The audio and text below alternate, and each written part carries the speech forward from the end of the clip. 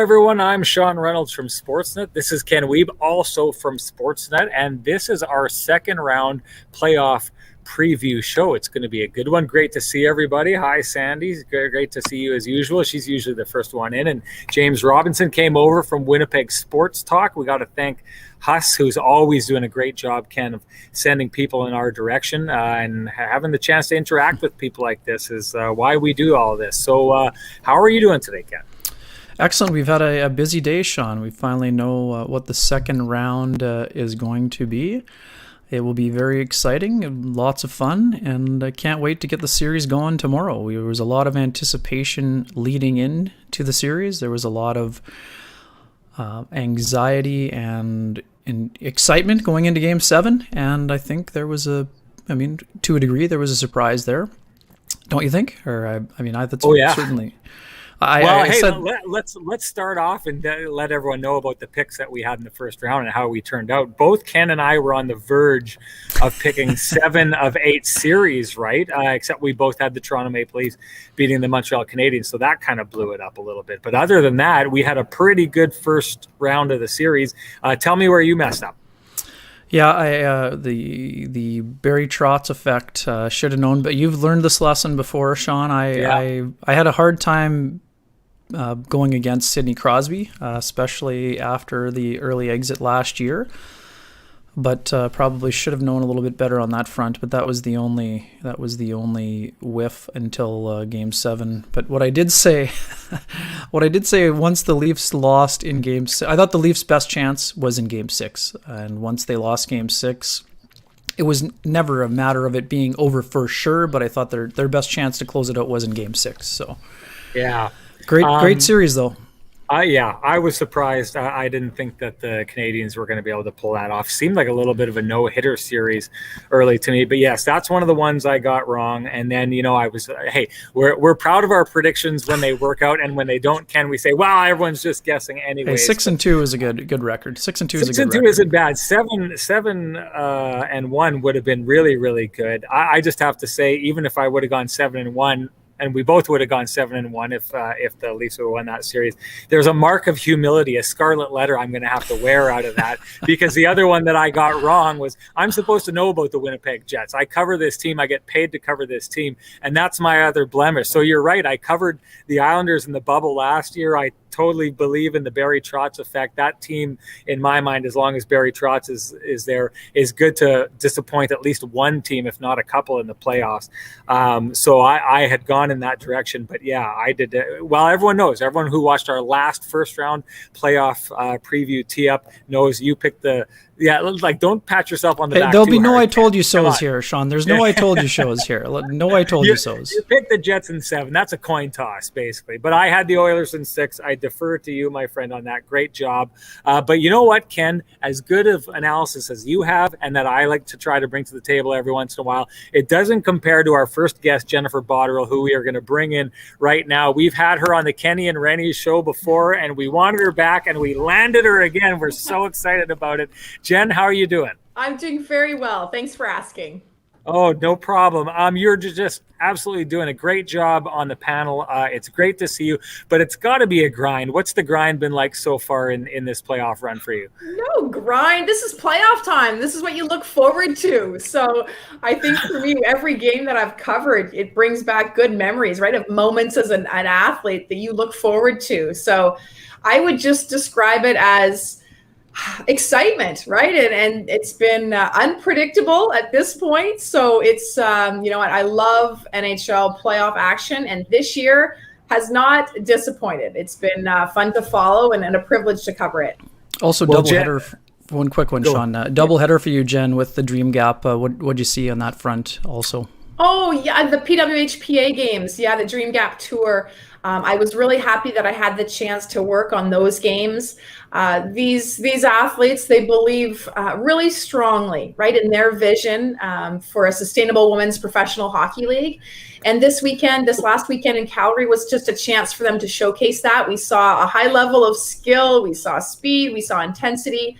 Some great games to wrap it up. So I think, it's nice to see these athletes have this platform, right, to showcase the game and their talent level. So they believe that things are heading in the right direction for them. Well, describe that progress that you're seeing in them heading in the right direction. You going and hopping from, the Hockey Night in Canada panel and bringing, that huge platform that you have, that you deserve, that you're kicking ass at and taking it in that direction. What kind of progress do you feel that is being made?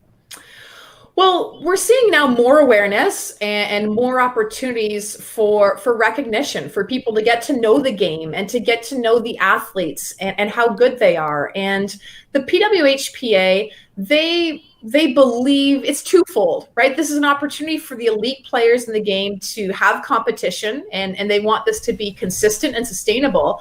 But it's really important to recognize that a big part of their vision is the grassroots. They want to have professional hockey so that people at the grassroots level and kids growing up can have that to strive towards. So it's not just about the chance for people to compete and to be professional, but they believe that will have long-lasting impacts on the growth of the game and that kids will want to sign up and play the game. So I think that's a really important piece. That's a big part of why they've taken the strides and the steps that they have to be committed to this vision. And so now when we see these tours that we've had in the US and in Canada recently, to now see NHL teams that are partnering and not just vocalizing their support and not just seeing the players that are wearing their gear, the PWHPA, to show their support, but organizations getting behind and providing their venue and to have these opportunities to broadcast these showcases. It's just a big piece of the awareness that helps with marketing and growth and sustainability. Awesome, Jen. We'll get to the second round in a minute, but what stood out to you about the Jets and Oilers series?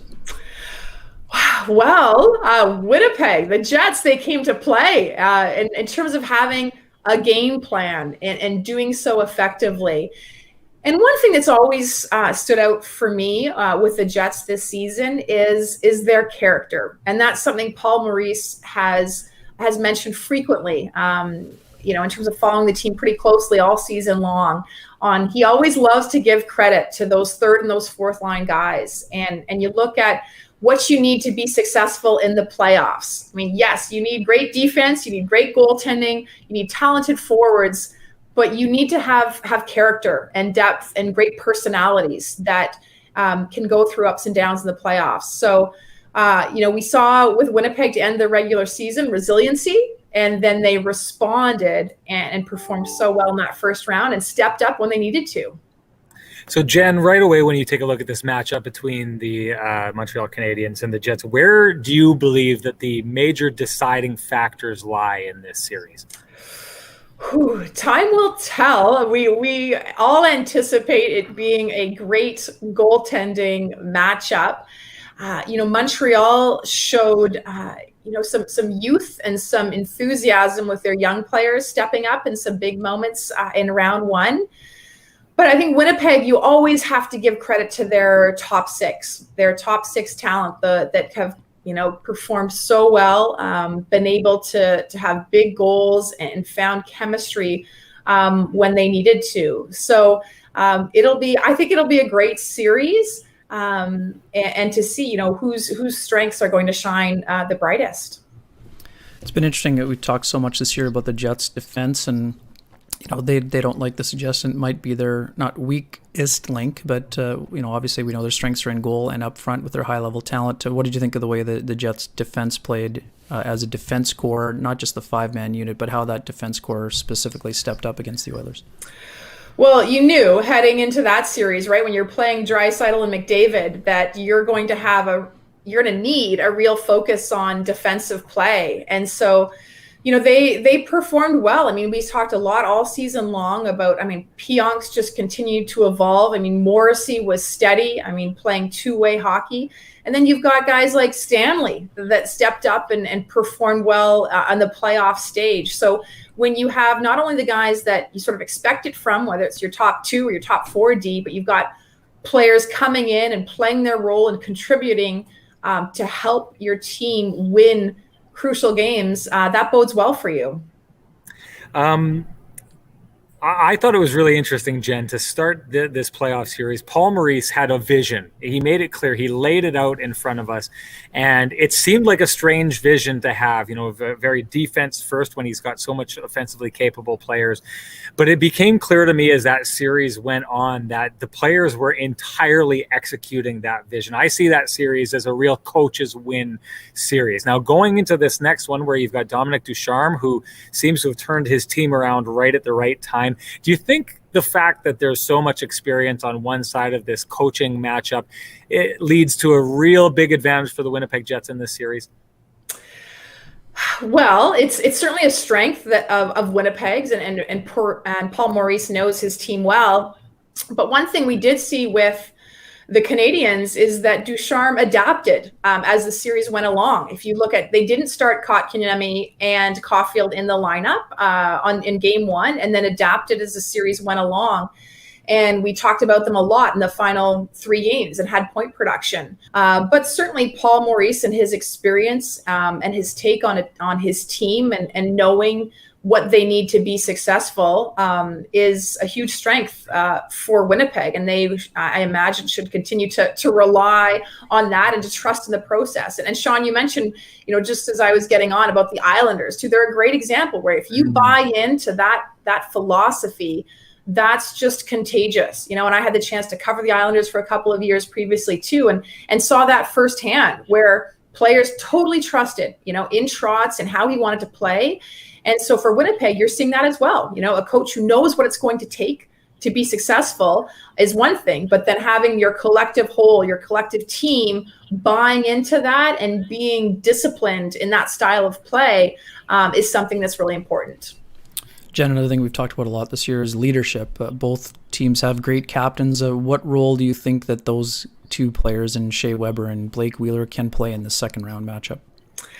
Well, there's a lot of anticipation, there's intensity, there's excitement for each game, and certainly every new series that starts. And we talk about that contagious approach. So when you have players that have experience, that are top players on your team, that messaging can be just a big influence for these teams and how they embrace each game and the perspective that they take, right? With all of it, it's how you deal with pressure or expectations. And those leaders can really help, the younger guys on the team that don't have quite as much playoff experience, or just to help everybody with their mindset on how to make the most of it and how to help the people around them perform at their best.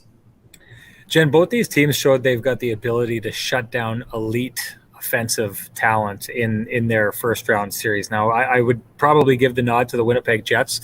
Well, I would give the nod to the Winnipeg Jets as far as having higher scoring abilities. But how do you think that ability for each of these teams to kind of grind the game down is going to affect this series? And who does that play into their hands better? Well, with playoff hockey in general, you expect even more physicality, even tougher battles. So it's, that's I think something for each of these teams in terms of their strategy on how they want to approach their play. That, of course, you want to slow down. Knowing Winnipeg with their talent and they like to use their speed, I'm sure that Montreal will try to slow them down in some capacity by playing them physically hard. But that's something for the coaches to figure out. Okay, how do we create some matchups that could be beneficial and put our players, if we have top offensive players that we want to create more favorable matchups for, potentially there's a lot of planning that goes into each game, but I think each team knows that it's playoff hockey. They need to be prepared to work, and often it's the team that can win those battles at both ends of the ice, putting in the work to make sure that it's not just, the forwards that are part of creating those offensive chances. It's making that first breakout pass. So I think you just need to see that level of work, that work ethic, and that determination to win those battles, to create and to generate opportunities and to capitalize on them. Jen, where do you stand in the rest versus rust? And then you have one team that has such an emotional high that they're riding after, rallying from 3-1 down and winning a game 7 on the road. Well, both can be valuable. So in whatever situation that you're in, it's making the most of it. So for the Jets, they've had the benefit of having some rest time and to come out and to be refreshed. And so for them, build on that, make the most of it, and be ready and be, enthused and embrace that recovery. But for Montreal, hey, you've been game ready. You've been in this intense 7-game series, so you're in the thick of it. So you've got the feeling and to continue to bring that and to roll with the momentum and the adrenaline that you have. Jen, the Jets were talking today about the Canadiens watching that series and had commented on them, being patient, the lack of mistakes they made, the mistakes that they forced. It's always great having someone who's reached the highest of the high. What goes into being a team that does not make those mistakes in those crucial moments? It's knowing that you're prepared for it, right? And you see teams that perform well. It's having that collective trust in your play, and just knowing that you're ready. So I think in those moments, then you're making the right decision. You're playing with poise and patience. You're not pressing things, but you're just reading and reacting and making the decisions as they develop and as the plays develop on the ice. So I think that comes with just that trust and that belief and knowing that you're prepared for these moments. We talked a lot about the Jets' top line and how they had some issues against McDavid and company during the regular season. What did you think of the way that Mark Scheifele played in round one? Yeah, I mean, it's, I think it's a commitment, right? And it's that idea that you're going to finish your chances. And so for Scheifele to come up and to play well, knowing you're playing against other top players that are talented, I think what we saw from him is a level of respect, but also you saw his intensity and his drive to elevate his game and to be the difference maker consistently. Jen, who's got the depth advantage in this series? I've been arguing with other Sportsnet personalities since the beginning of the year that the Jets have the deepest roster. Where do you think that argument lies between these two teams? Well, with the Jets winning in round one, it sort of reminded everybody about those discussions that happened quite often in the regular season, earlier in the regular season, that this was a very dangerous Jets team with so much depth and talent up front. But that's why I think it's going to be a great series because, potentially, yes, maybe people think that top 6 for Winnipeg. Well, of course, they're going to be a threat. But Montreal also had some great moments to the regular season and certainly in round one. I mean, they had some ups and downs too, if you look at the season as a whole. But in that series against Toronto, they had different people step up. I talked about the youth on that team. I mean, Suzuki's 21, Caulfield and Kotkaniemi are 20 and played with confidence and assertiveness. But then you had veteran guys step up, and Sherrod and Weber were so strong on the blue line, and so you had Perry, right, the veteran players. So I think both teams have such a combination of youth and talent and veteran guys that are stepping up. How about you? We talked a lot about Adam Lowry this season. He was a bit of an X factor, the same way that Philippe Danault was in minimizing the offensive output for Matthews and Marner. I know they won't play against each other very often, but does one of those guys have an edge when it comes to their shutdown responsibilities and then that ability to add the offensive element in the series as well? Mm-hmm. Well, that's something it has to be a constant focus in terms of those guys and what they want to do. I mean, Danault, was often given defensive responsibilities, being good on the draws. But you look at Winnipeg's third line and how, I talked about them several times in games this season, how they would come together, they'd be sound and tough defensively, but then come and chip in and have great goals that were key and crucial goals. So it's hard to give an edge though, right? These are two great teams with players that are really dedicated to their role. And that's certainly when you need playoff time. Jen, last one here for you, and you touched on it a couple answers ago, but you talked about the struggles that the Montreal Canadiens went through this year, and we all know about the skid that the Jets went on at the end of the season. Were these two teams better prepared for the first round than maybe the Toronto Maple Leafs and Edmonton Oilers because of the struggles that they went through? Well, I guess we can talk about that now, right? That potentially they talk about weather adversity and being resilient, and those are terms. And I think resiliency is something that was used for both I think Winnipeg had mentioned that, and Montreal as well, to say, we've learned from these situations. So, there's several factors that go into winning a series, but there's certainly that argument. These are two teams that had far from perfect seasons, but they found a way to build on the good moments, right, and learn from those challenges and those periods of adversity that they faced to come out and to be ready for the playoffs. Certainly for round one, that was the case. Jen, we just appreciate you so much taking the time for us to land one of the greatest, one of the best analysts in the game right now. You just keep upping our street cred, and we just simply love spending time with you. So thank you so much for making the time. Keep doing what you're doing on the panel, because it's awesome work. Thank you so much for joining us. Thanks for having me. Always nice to see you guys. Thank you. Great Appreciate to it, see Jen. you, Jen. Have a great day. You too.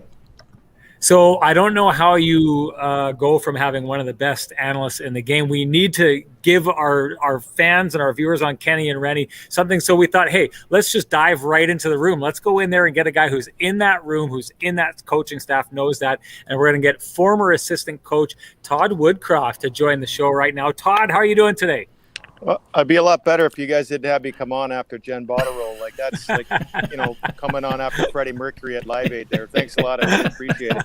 And I got the Kim Jong-il hair today going in the sun here in Massachusetts. So, yeah, other than that, things are great.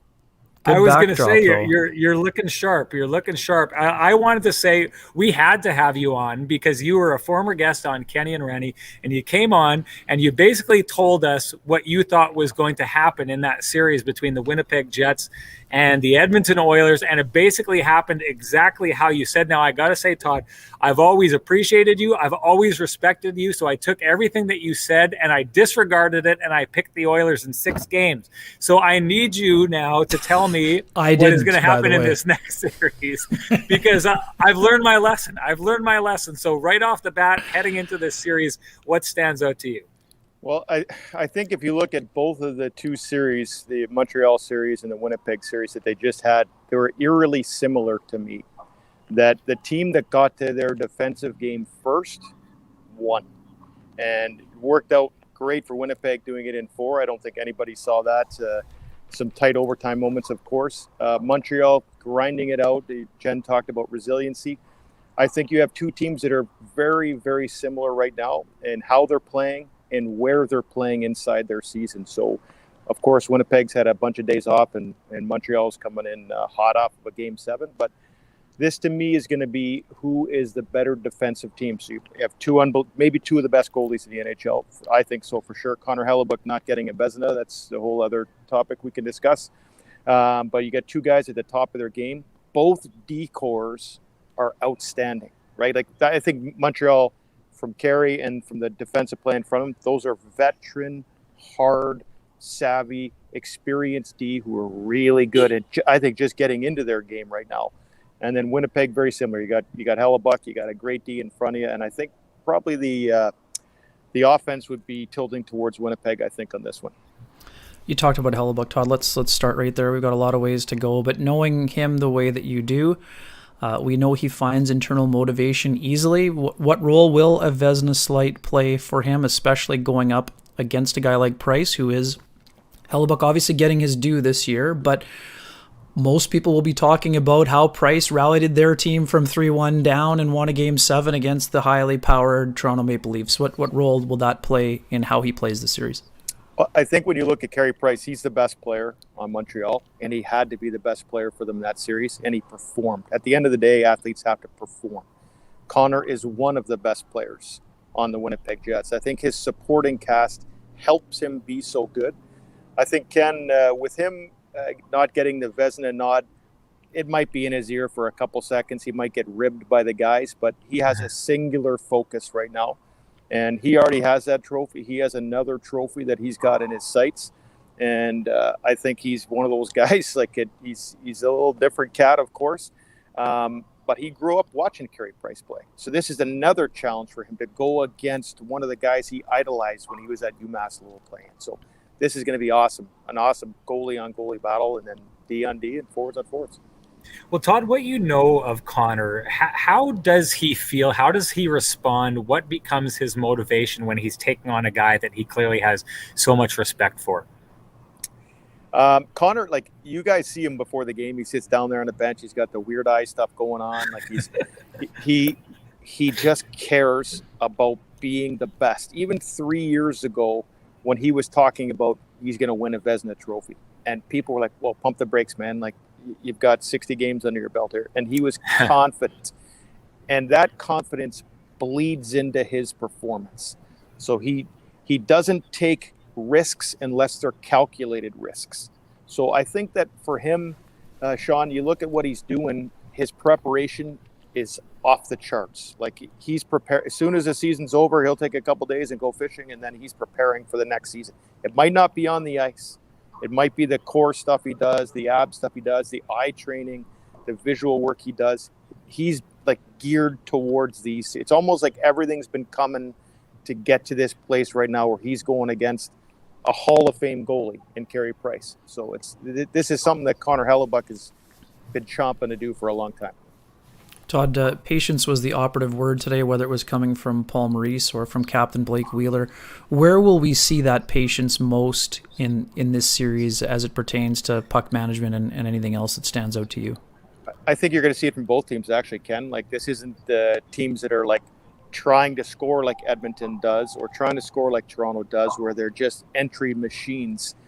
Montreal and Winnipeg did an excellent job of creating, like, speed bumps through the neutral zone. And sometimes that might not be fun to watch, but if you can force the other team to turn that puck over and you're going back the other way, then it actually works. If you can force the team to dump that puck and it gets into the goalie's hands and he can set up your D, like Jen was talking about with the first pass breakouts and the retrievals for the D, that means you play fast. The less time you spend in your D zone, that makes you a faster team. So I think the patience that Paul is most likely talking about is patience off the puck. We're not trying to like be all over these guys in all the zones. We want to create speed bumps that they have to get through the Jets. Todd, I'd like you to explain this to me, because you'd said, and I'm giving you all the credit for it, you had basically, Paul Maurice coming into this series had said, this is how we're going to play, and the Jets seemed to execute his vision perfectly. While Paul was saying that, maybe even a little bit before Paul was saying that, you kind of had that same vision of how things were going to go. It seemed hard to see that vision from the outside when they'd gone on that 7-game losing streak, and they seemed to be at their lowest heading into the playoffs. You've been in that room before. What goes into taking a team and turning them around the way they did so that they're at the place where they look like they're playing their best hockey of the year shortly after what looked like playing their worst hockey of the year? Well, the losing stretch they had come off a really good winning stretch too. And that had all the injuries that were happening. And I think Paul, if he was going to take a time that there would be an area in this season that wasn't exactly perfect, he was okay with it then, because he had time to ramp them up before the playoffs started. Basically get the bad out of the game right now. Everybody's back. Everybody's playing essentially. And for Paul, it's always like a vision. You use vision there, Sean. He has a vision. As soon as the season's over, he's thinking about what the next year's narrative is going to be. I pay attention to him. I listen to all of them because I love listening to him speak. This year, he's talked about resilience so much. Jen mentioned it there too. Staying in the fight. And even in that game, whatever the 7-game slide was, they were in the fight in a lot of those games. And for him to come into these playoffs, it's how do we just take the success of a 4-game sweep of one of the best teams in the NHL? How do we stay resilient? Because they're really not the underdogs anymore. So he has to use the other part of his narrative, which I've heard him say lately, is that single brain, the one brain. And that's essentially the family that's in that locker room. And they're a family. If they all have the shared goal, they believe in one thing, and it's important enough, then they're going to have success.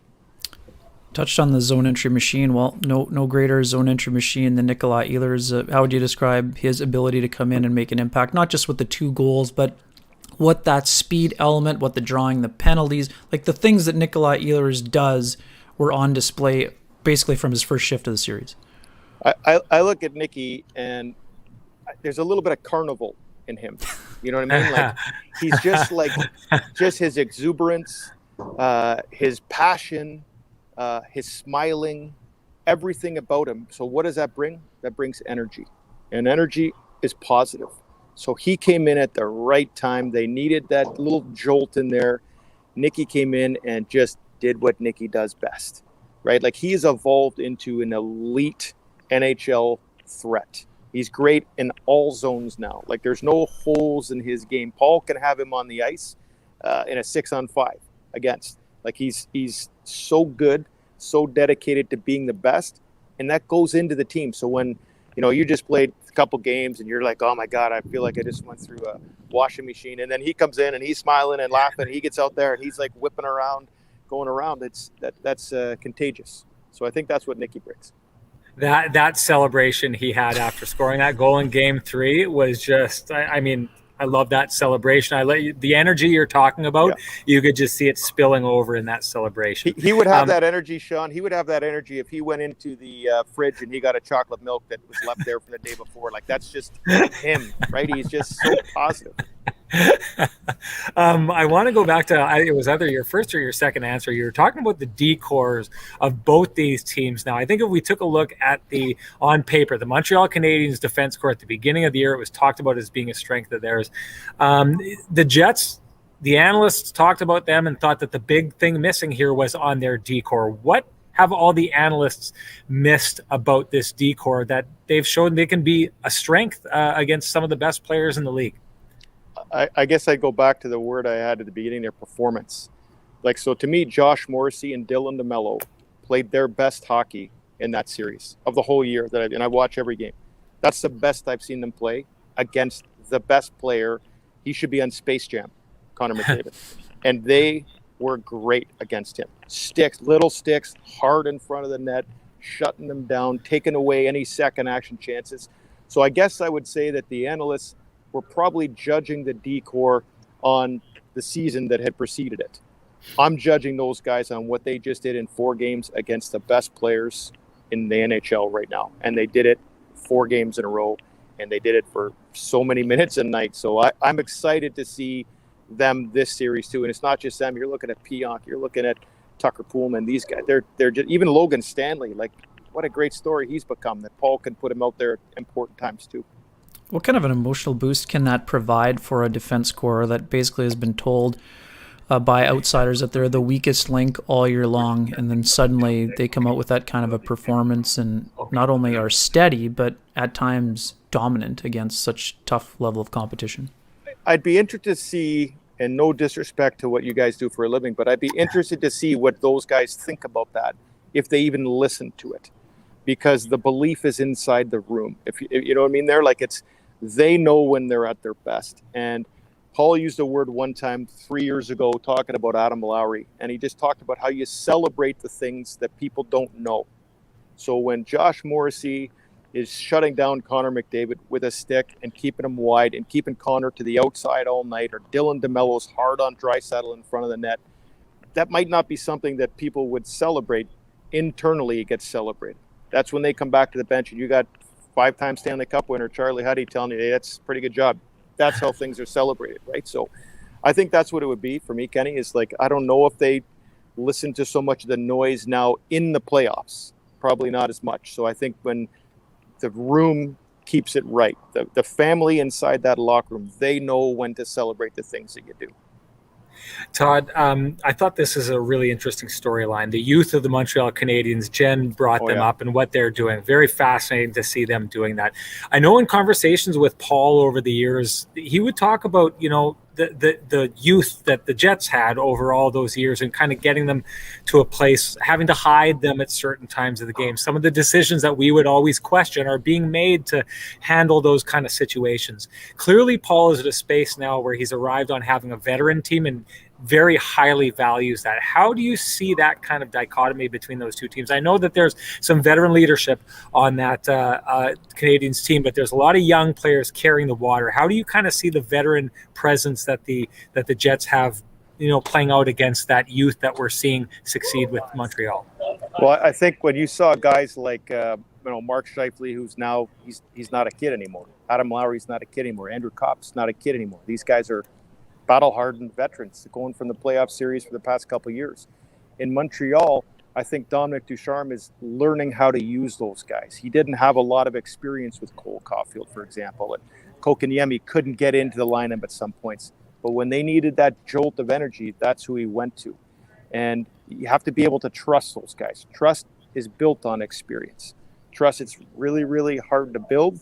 It's really easy to lose for a coach. And if you don't have a huge, bunch of games under your belt that Dominic Ducharme and his staff can look at and say, okay, we can put Cole Caulfield in here. But at the end of that series, who was creating the offense? Who was on the ice for those guys? Like Kotkaniemi, I think, is a stud. This guy's outstanding. He's 20 years old, I think Jen said, and this guy's ready to be a star as well. So it'll be interesting for Josh and Dylan and Neil and Tucker and all the D to be shutting those guys. It's a little bit different skill than McDavid and Draisaitl. It's just a little bit different. There's a little more like shooting threats from those guys. It'll be interesting how they do that. But for both those two coaches, you have to have a well of experience with their own players to go back to and say, I know that Nicky Ehlers can do this. I know that Kyle Connor is going to get this puck off the D-zone half wall because I've seen him do it for the past 5 years. Going back to what you said about the plays that don't always end up on the score sheet, Todd, for me, two things stood out about Pierre-Luc Dubois. He beat out an icing in Game 2. Yes. And then in Game 3, his subtle ability to keep Josh Archibald, to chip him off the face-off win by Paul Stastny, that split second prevents Archibald's stick from getting in that shooting lane. What can those two plays do for a guy who's trying to find some solid footing and really find his comfort level, which seems to be on the rise, but we know that there's more for Pierre-Luc Dubois to give, and he said it himself. There's not a lot of people who would analytically say those things created offense, but they both were key pivotal moments in the game. Just by Pierre-Luc getting to that puck, that takes the momentum away from the other team. They're not going to get an ozone face-off against a tired team that just had an icing. The face-off one to me was outstanding. Archibald had a tough night that night, and then for Pierre-Luc to just understand if he just steps in front of that guy, set a subtle pick, do his job. Like there was a plan for recovery if they lose the face-off, and if they win the face-off. Pierre-Luc just did a perfect job of stepping in front of Archibald. That allowed Ehlers that extra eighth of a second, half a second to get that cannon off and seal that with a goal. So I'm glad you saw that because most people wouldn't have seen that, Ken. So good. That's outstanding. Todd, I wanted to talk about Mark Scheifele because the last time we had you on the show, you talked about him in absolute glowing terms. I think a lot of the narrative heading into that playoff series against Edmonton, Mark had said at the beginning of the year he wanted to be a superstar among the ranks of those players, and head-to-head against them throughout the year, he hadn't kind of lived up to that. I looked at game 1 and 2 of that series, and the job that they did in holding those players off those studs off the scoreboard. What do you think the success that he had in that series against those players, how do you think that has the potential to affect him going forward and how he views himself as a player? Well, we'll almost go back to the other question you had too, Sean, about we're talking about experience. You go back to the Nashville series. Mark Scheifele was like on a different galaxy in that series. Like he was, and he had a tough, I think maybe it's one of his first games wasn't the best. Even the first Edmonton game, I thought he was good. But it wasn't the Mark Scheifele that we saw just evolve in that series. As that series went on and on, Scheifele got better. And he wanted the puck. He wanted the responsibility. And that's what I think, anyway, the best athletes in any sport. They want the ball. They want the puck. They want the stick at the whatever the crucial times are. And that's what Mark has become. I think it actually started in that Nashville series a couple years ago when he was dominant. Todd, as a coach, what would it be like to have a resource like an Adam Lowry or a Philippe Danault at your disposal in a series like this that can be so tight and is so hotly contested? Well, both of those guys have huge histories of offense themselves. So nobody really gets into the NHL, for the most part, of being an elite defender, right? Like everybody usually had a lot of offense at some point, at least for forwards when you're coming in. You learn how to defend. You learn why to defend. You defend for the player that's sitting next to you. That's why. And both those two guys are warriors. So Philippe Danault was an excellent offensive player coming all the way up. Even when he was in Chicago, he had a lot more offense in him. He's embraced the role, just like similar that Adam has, that that Dominic can put him out there against the best players. You're going to see Danault against Scheifele, and you're going to see Lowry against their top line. And that's it's also part of the chess match. Like why?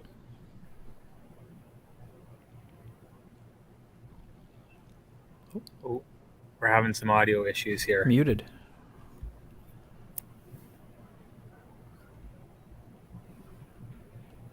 Oh, here. Let's see if we can. Can you unmute him? Or can I'm trying to, yeah. Okay. No, I don't think I can. His mic is disconnected.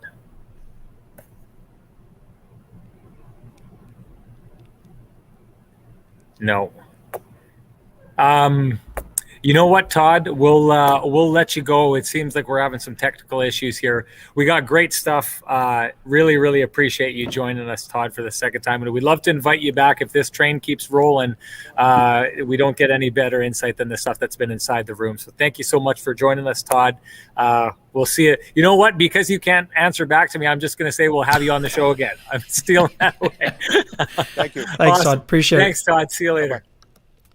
All right, great stuff from Todd. And now I know, Ken, a lot of the Kenny and Renny shows, post-game shows during that first round were built on the audience kind of taking us to task, or at least taking me to task and some of our guests to task on what we thought was going to happen in the series. So we knew we had to have Scott Billeck and Jeff Hamilton back so we could get their predictions and allow, the same kind of idea. Let's hold ourselves to account as we bring in Jeff Hamilton and Scott Billeck back to the program. Love having you guys on. How are you gentlemen doing today? Good here. Yeah, I'm good here too as well. Absolutely. Yeah. Pleasure to be on Kenny and Renny. Hey, love having you. So let's start with you, Jeff. For you, what do you think, what stands out to you in this upcoming series? Well, man, I mean, if all the talk was about Connor McDavid and Leon Draisaitl and how they were going to shut them down, it's all moved towards a different position in Carey Price and the Montreal Canadiens. And how do you solve Carey Price? Now, obviously what we saw from Price in that series, particularly the last 3 games, I mean, that was vintage Carey Price. And anyone that's watched this game long enough, that kind of term alone is a scary prospect for playoffs, because if you looked and compared it to his regular season, it doesn't exactly add up, but playoffs is all that matters. And as far as I'm concerned, I think the Jets, have a unit that, a forward unit that is capable of figuring out those answers. But when you look at a Toronto Maple Leafs team and the stars that they have on up front and their inability to get things going, it kind of has to start there. And even Paul Maurice suggested as much, saying that all those questions about McDavid, well, that's just going to shift to Carey Price. So that's certainly the battle of what I think are a couple juicy storylines in this series that I'll be focusing on for sure right off the bat. Scotty, what do you think the keys are going to be in this series? Yeah, I mean, obviously, and Jeff talked about it. The Carey Price matchup with Connor Hellebuyck is clearly one of them. I'm really interested to know how the Canadiens respond to playing a Game 7 and now having to play 4 games in the next 6 nights. I mean, that is a lot of hockey to have to play, a lot of high-level hockey to play.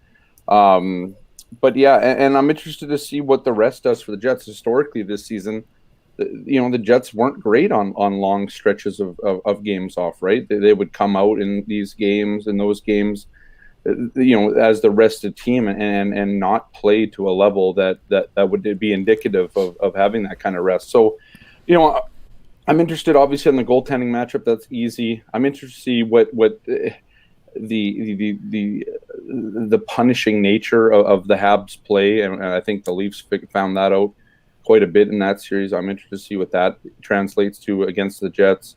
And then I'm really interested in kind of how rest versus having that playoff mentality still going for the Habs and the Jets will go from there. So I want to get back to that, but Ken, I want to ask you this question. Troy says, is no one considering the possibility that Price poops the bed here? Why would no one be considering that, Ken? Well, his playoff history wouldn't suggest that would be very likely.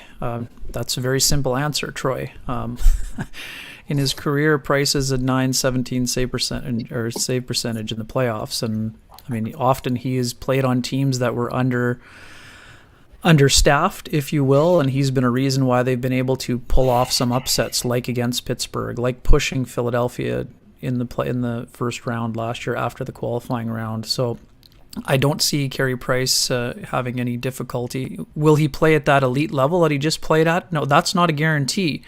But I don't think the Jets at any point can anticipate Carey Price dropping to a 900 save percentage or whatever he was during the year. I just don't think that that is a very sound strategy. I think that Price has a history of elevating his game on the international stage as well.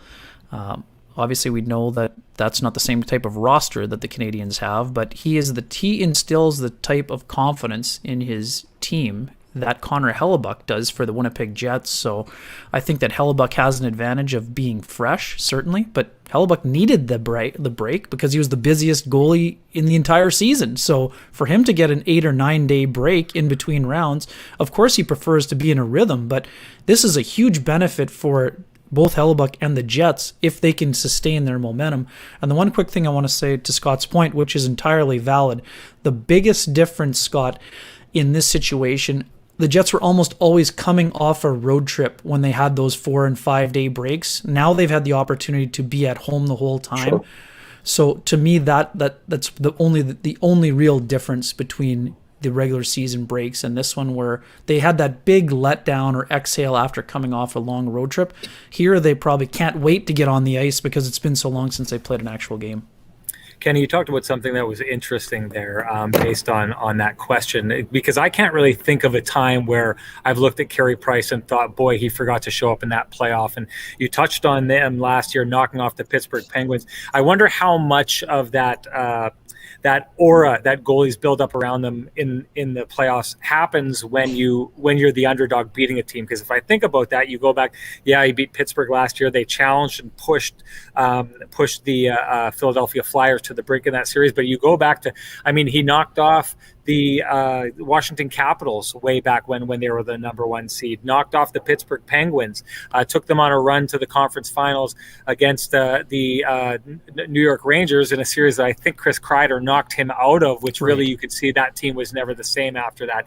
It makes me wonder, and I'll go to Jeff first with this question, about the idea of Connor Hellebuyck being, I'm not going to say he's not playoff tested, but hasn't really established himself in the playoffs the same way that Carey Price has. Now, Ken made an interesting point to me earlier on. Their numbers really aren't that much different in the playoffs, but why do you think that narrative exists, Jeff? And should that narrative exist, that one of these players has proven to be a playoff goaltender and the other may not quite be there yet?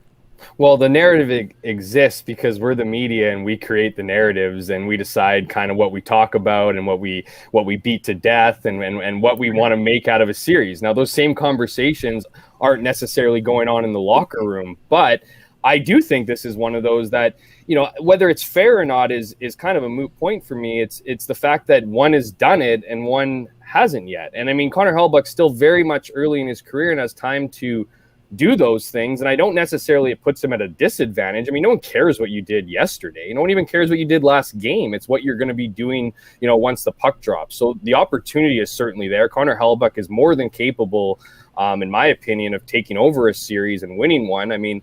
You could make that argument in that first series that he did just that, whether it was providing top-notch goaltending when they weren't scoring goals, when they couldn't find their scoring touch, or whether it was preserving games enough to come back, or just playing big when it came in, when it came to a one-shot game. Those are in my opinion major moments for his career, and certainly this is a story still to be written for him. Carey Price everybody had him all but written off this season, right? Now we're talking about how great he is again. So it just goes to show how quickly narratives, if you will, can change. And in this case, certainly with Connor Hellebuyck between the pipes, I think, I don't know if Scott mentioned or one of you guys mentioned, I think it said, both teams have said it starts with the strength of their team. Blake Wheeler said it this morning, the strength of their team, and that's both in the crease, which tells me that both teams enter the game with that attitude, that winning feeling that their goalie is good enough to win them the game, and they just need to be up to the task to do it. And at the end of the day, we're going to be talking about this series throughout. We're going to be talking about what comes out of this series. And if Connor Hellebuyck and the Jets are able to move past what I think is, a good but probably very tired Montreal Canadiens team, I think that story changes. And then we start getting into a bigger conversation, whereas how big is the stage now? I mean, let's not look too far ahead. My point is saying that, what we talk about and now and what we will talk about has big potential to change in literally 24 hours. So we'll see what happens. That's the best part about the playoffs, is we get to watch this kind of play out, and then we get to talk about it. Scott, I totally agree with Jeff on those narratives. That's our job. It's what we do. If you tune into Sportsnet tonight, you're going to see me doing a piece where I talk about, the established playoff success that Carey Price has had. When I talk about Connor Hellebuyck, I talk about the fact that, I think he was outdueled in 2018 by Marc-Andre Fleury. The next year, I think he did okay, but Jordan Binnington was the story of the playoffs, and he comes out of that playoff series. And then last year, I kind of got caught, in a discussion debating against the Calgary Flames and saying, like, look, clearly the advantage in this series in the crease lies with Connor Hellebuyck, but it was Cam Talbot who kind of came out ahead in that series.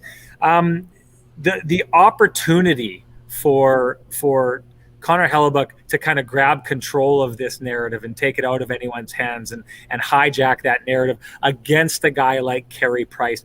How do you think he is approaching that at this stage, based on what you know and the conversations you've had with him and how he reacts to us in the media? Yeah, I think he's probably going at it like any other game that he would, because Connor Hellebuyck is such a level-headed guy when it comes to those things, right? Like, I honestly don't think he really. I mean, sure, he probably thinks there's somewhere in the back of his head where he thinks, oh man, I want to beat Carey Price. I'm sure he wanted to beat Mike Smith too. I mean, Mike Smith has been just as far in the playoffs as Carey Price has. So let's not forget that Carey Price, he's an established playoff goaltender. That's great. He hasn't won anything, right? At least not at the NHL level. We can talk about his Olympics and all that kind of stuff or whatever. But Carey Price the Hart Trophy a couple of years ago. Regardless of that, like, I'm not saying that. My point is, at the end of the day, Connor Hellebuyck said he wants to win the Stanley Cup, right? Carey Price wants to do the exact same thing. So it's not like Carey Price has done any more than Connor Hellebuyck has done in the playoffs. Like, I mean, they've maybe gone a little. Well, they didn't even go any further, right? Like, they both went to the Western Final, or the respective conference finals, and that's it. So, and here we go, and we're talking about this. I still feel like at this point we're still kind of like putting Connor Hellebuyck behind Carey Price at this point. And let's not forget, Connor Hellebuyck just stole a series. Like, Connor Hellebuyck is the reason why the Winnipeg Jets swept the Edmonton Oilers. Like, we can't forget that at this point. He was a .950 in the series. He's a 7.5. I did some notes just for your guys' show. 7.5 goals saved above expected in the playoffs. That's second to Andrei Vasilevsky. So, and we seem to lose track in the media, especially here. We like to talk about the other players coming to town, probably because we talk about our players here, in this city all season long. I mean, now we're talking about what are the matchups for the Jets, but I think one of the biggest matchups for the Canadiens coming in this is Connor Hellebuyck. I mean, how are they going to beat him? Like, you're creating a media narrative now. No one's saying Connor Hellebuyck isn't better than I know, but Carey Price. all we're talking about. In fact, I said in the regular season he wasn't any good. We're sure. just talking about He was Carey a Price. The Jets are the favorites. They're the favorite. Right? I'm not sure how many people they're the favorites based on record, based on first round based on the series, fact they went 3 overtimes their rosters. They were 6. Well, I don't know. I mean, they might be the favorites, but I mean, I'm not sure. Everybody's looking. Most people that are looking at the series are calling it the tightest second round series in the playoffs, right? This is not that. So I'm just saying. I mean, I think we're losing sight of the fact that Connor Hellebuyck is in the other net, and then we're talking all about Carey Price and all the things that he's done. He hasn't done anything, right? Like, this is the problem in the playoffs. Carey Price has gone just as far as Connor Hellebuyck. So I don't know. I mean, I'm not trying to squash the narrative. This is the narrative. Carey Price, from a Jets perspective, is the narrative. But I think the Jets have the perfect counter in a goalie that's probably better than him at this point in his career. I think you make a good point, and I do think that it has a lot to do with the fact that Carey Price is just an older goaltender who's got a larger body of work. Sure. Jeff makes a good point with the Hart Trophy, though, and of course you've got all the Olympic success. The narrative is in the crease. The narrative isn't Carey Price. The narrative is the goalie battle, and Hellebuyck is half of that battle. I don't know if we're pouring praise on Carey Price. He had a good series, but I think we've all agreed that Hellebuyck had a great series too. I mean, How many That's kinda- questions yeah. were pointed at Paul Maurice or even players today about Gary Price? Well, Nobody Scotty, would I ask mean, these hang on. questions Whoa, hang on. before. Jake Allen played more than half the games against the Jets this season. Take it away, Kenny. The Canadiens are not playing against the Jets without Carey Price. That's why players and the coach were being asked about Carey Price, Scotty. That's why. I mean, Well, I nobody's know why ignoring they're being Hellebuck. asked. Nobody's ignoring Hellebuck here. The Jets they should have a slight advantage in net. They have the younger guy who won the Vezina most recently. So I certainly think that it's not a wide gap, but the Jets should have the edge between the crease. But the Jets definitely still have to find a way to score. But you're right. The Canadiens, with a team that does not have the same high-end talent, high-octane talent that the Jets have in their top six, they're going to have to find a way to either score on special teams or create some chaos around the net, or else it's going to be a long series for them. They had trouble scoring against Jack Campbell, who played very well, but Hellebuck is the difference maker. We knew that going into the playoffs. He remains the difference maker for the Jets, and the only person that can stop that difference maker is an otherworldly performance by Price. Yeah, exactly. Kenny, you brought it up there. The high octane talent that the Jets have, I do think, is one of the things that separates these two rosters. But when it comes to the depth battle between these two teams, and the fact that the Montreal Canadiens were really able to entirely shut down, as the Winnipeg Jets did, as the high octane talent that the Toronto Maple Leafs have, where do you see the depth battle in this series and the advantage that either team has? I mean, the big advantage is that the Jets' experience in the earlier rounds is at times, at least with one run, is much better in terms of what Austin Matthews and Mitch Marner were producing. I mean, Mitch Marner hasn't scored now, I think, in 18 playoff games. So I don't think that the Jets are going to be going into this series lacking confidence in terms of their high-end talent. Kyle, they didn't blow it up in the first round, but they did the things necessary on the defensive side. Then their elite talented players managed to put in important goals when they needed them most. So I do think there is a slight advantage in the top six. And then we know that Corey Perry produced. We know that Eric Stahl makes an incredible poke check on Mitch Marner to compound Marner's offensive frustration by leading to the goal against. Jack Campbell can say whatever he wants. I mean, that's a bad goal, sure, but the Leafs didn't lose because of Jack Campbell. The Leafs lost because their big guns did not perform. I mean, the Jets are going to need their big guns to perform, but they also have the depth that they can lean on in order to try to manipulate the matchups on the third and fourth lines. But the Canadiens have depth too. I mean, Josh Anderson's playing on the third line. This is a guy that, when he's playing, is a legitimate power forward that has given the Jets trouble. Eric Stahl's won a Stanley Cup. If he's on the fourth line, Paul Byron, shorthanded game winner in game one.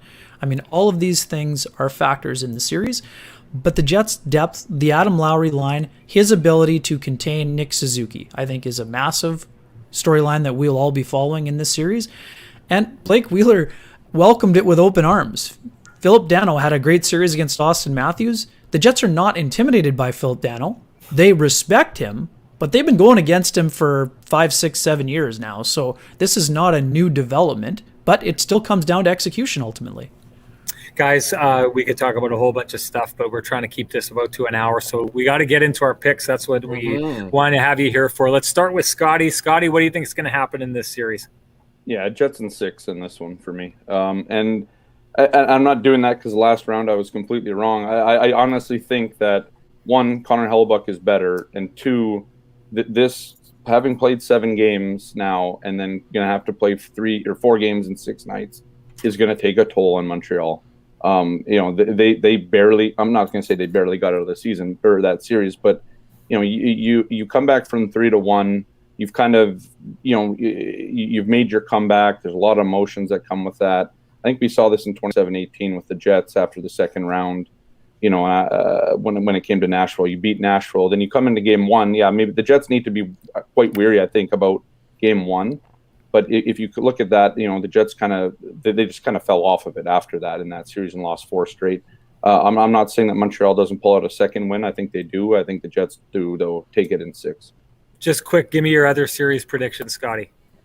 Oh, right now? Boston Islanders. What do you got? I got Boston in 7 in that one. Colorado and Vegas. I have Colorado in 6 on that one. And Tampa and Carolina. Yeah, Tampa and I think I had them in 6, I believe. Tampa in 6. Jeff, let's move on to you. What do you think happens in this series? So I'm gonna go with my boy Hef Jamilton on the chat. Part of this has to do with the comment section and the overall fans in general. So I never seem to pick things right. So I'm gonna go with and also when the Jets won the first game and the Habs won game 1 of their series, I put out this joke tweet that had the Habs in 6. So I'm going to stick with that. I'm going to go with Montreal in 6, and I hope that some people who send me the booze and whatever, I'm not going to go into why. We'll just say that I have the Habs at 6, and we'll see what happens. Boston, New York, who do you got? I have New York Islanders making the final. So I have Islanders. You do? Yeah, I have Islanders. I have Islanders in 6. Islanders in 6. Carolina in 6, Colorado in 5. Nice. All right, Kenny.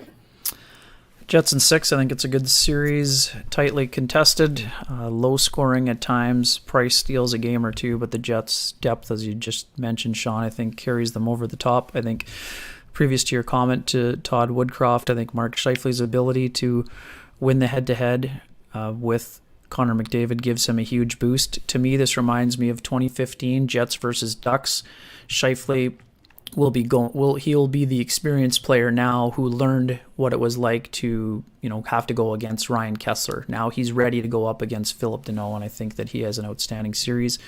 Hellebuyck ultimately the difference maker. Jets in 6. I am on the other side of the fence. I know Vegas got smoked in game 1, but I think Vegas will be an entirely different team with 2 days of rest in between. I respect the Avalanche. I think they're a great team. I think there's some heartache ahead for them, whether it's this round or next. I got Vegas in 7, Boston in 6, and Tampa in 6. Okay, I was going to go Jets in 6, but since both you and Scotty picked it, just to be different, I'm going to go Jets in 5. I've got Boston winning in 7. I've got Colorado winning in 5. I disagree, Ken. I think Colorado is an absolute machine. They are. They can play that game every single way you want to play it. Colorado looks absolutely fierce. Now, that said, in years where I've seen teams that I thought, like back in 2011, I didn't think it was possible for Vancouver to be stopped, and in the end, someone found a way. Boston found a way. So Colorado has that look to me of one of those teams that it's just, it's the Colorado Avalanche's world, and everyone else is just living in it. But we'll see how that goes. Colorado in 5, and I have Tampa in 6. Guys, thank you so much for joining us. We appreciate your insight as always. We love you jumping on. We're hoping to see you popping in on the show as we go through this, this second round series. And thanks everyone out there I know we didn't get to the comments as much, harder to do when we got the 4 people in the box, but we're listening. Every time you see us kind of laughing out of the blue, that's what we're laughing at, is the great comments that you're making. Thank you so much for joining us. Kenny, we get at it pre-game before game 1 tomorrow, 45 minutes before the game, and the post-game afterwards on Kenny's Twitter account, my Twitter account. Of course, our YouTube channel is the best place to get us. And Ken, we should bring up that our weekly long form podcast that we do Friday mornings at 9 a.m. we'll be doing Thursday at 9 a.m. because of it conflicts with practices and game times on Friday. Is that correct? Yes, sir. Excellent. Okay. Thanks everyone for joining us. We really appreciate your time. Enjoy this series coming up. It's going to be a good one.